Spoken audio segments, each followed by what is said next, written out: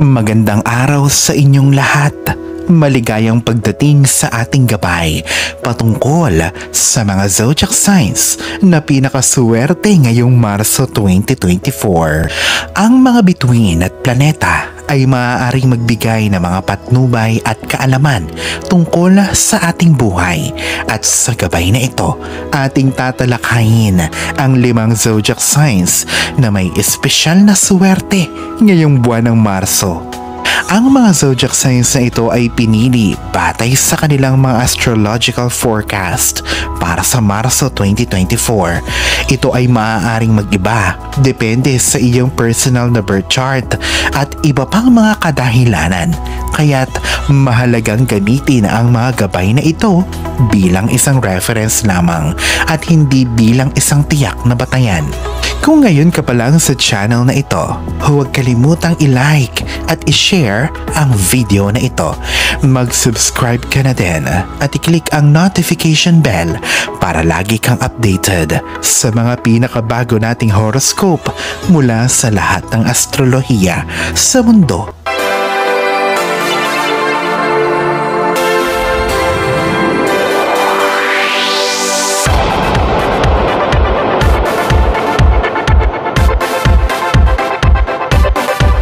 Aries. Ang buwan ng Marso ang magbibigay sa iyo ng kapanatagan at kakalmahan ng isip. Ikaw ay matiyagang nagtatrabaho noong mga nakaraang buwan at nakakaramdam ng pagka-burnout. Kaya dapat na ikaw ay makaranas dapat ng kahit na maikling bakasyon. Metaphorically, ay may mga maghihilom na sugat sa personal mong buhay ngayon. Ang iyong mga pagpapagal ay magbubunga ng maganda ngayon at asahan ng gantimpala. Past is past na Aries at maging tunay na masaya ngayong buwan ng Marso. Leo. May malaking kontribusyon ngayon sa tagumpay mo sa lahat ng iyong mga pagpupunyagi. Ang mga astrological transits ngayong Marso, gamitin na ang lahat ng oportunidad upang mabilis na makuha ang iyong mga layunin. Ang paglalakbay, negosasyon, pag-aaral o pakikipagkilala sa mga bagong taong nakakasalamuha ay maaaring magbukas ng oportunidad.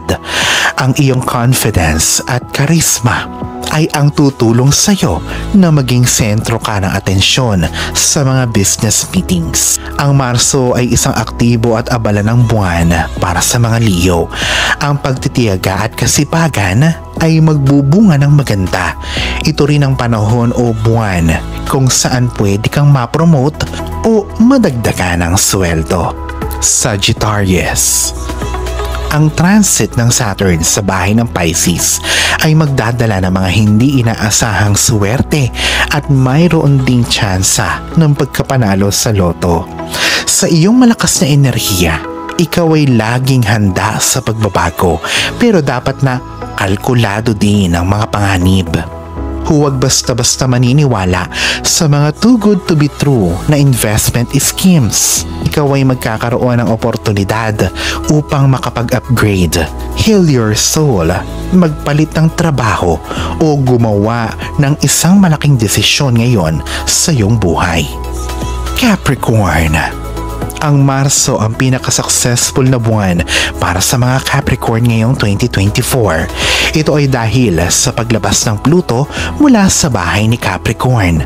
Sa Marso, asahan ng kagaanan at kalayaan. Ang panahon ng pag-aalala at problema ay tapos na. Ikaw ay makakabangon na mula sa mga negatibong impluensya at makakawala sa mga takot. Ang Marso ay magdadala ng pag-ibig at magandang balita at asahan ng malaking biyaya sa trabaho na mayroon ka. Aquarius. Ang Venus ay pumasok na sa Aquarius sa nakaraang Pebrero at ang Saturn ay lilipat na sa bahay ni Pisces na siyang dahilan ng tagumpay at pagkilala sa iyong trabaho ngayong Marso Aquarius. Ngayon ay mapapagtagumpayan mo na ang mga proyekto mo na pinagtatrabahuhan sa loob ng maraming taon. Ngayong Marso, ikaw ay suwerte sa travel, career, oportunidad at mga bagong kakilala maaari ding makahanap ng kapareha ang mga single na Aquarius. Maraming salamat sa inyong oras at sa pagiging bahagi ng ating gabay patungkol sa mga zodiac signs na pinakaswerte ngayong Marso 2024. Sana'y natulungan namin kayo na maunawaan at ma-appreciate ang mga posibilidad na hatid ng mga bituin at planeta. Sa huli, ang pinakamahalaga ay ang ating personal na pagsisikap at determinasyon upang makamit ang ating mga pangarap at layunin. Hanggang sa muli, mga kalaurel. Alalahanin na sa poong may kapal pa din, nagmumula ang lahat ng pagpapala, ang kasipagan at ang kabutihan sa ating kapwa, kasabay ng buo mong pananalig sa may kapal. Ang siya pa rin na dapat ay manaig. Ang mga ito ay mga gabay lamang. This is Fidel Rosario. Thank you for watching.